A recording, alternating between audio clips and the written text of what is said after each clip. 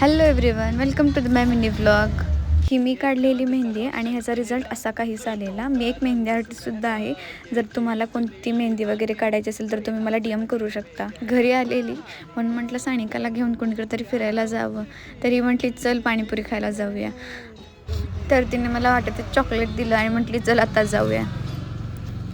आम्ही चाललेलो, चालता चालता आमच्या गप्पा गोष्टी ह्या नेहमीच होत राहतात आणि हसी मजाक तो चलता ही रहता है. कुणीकडे तरी निघालं म्हटल्यावर हिचं काही ना काहीतरी काम असतंच. मग तिचं काम केलं आणि आम्ही चाललेलो पाणीपुरी खायला. रस्त्यातून जातच होते तर आमच्या दोघींचे सब्जेक्ट म्हणजे आजकाल कुत्र्यांची संख्या भयंकर वाढली आहे. फायनली आम्ही पाणीपुरी खायला गेलो, पाणीपुरी वगैरे खाल्ली आणि सुकीपुरी म्हणजे जीव का प्राण. पाणीपुरी झाल्यावर सुकीपुरी पण घेतली आणि दादा एक नंबर पाणीपुरी बनवतात.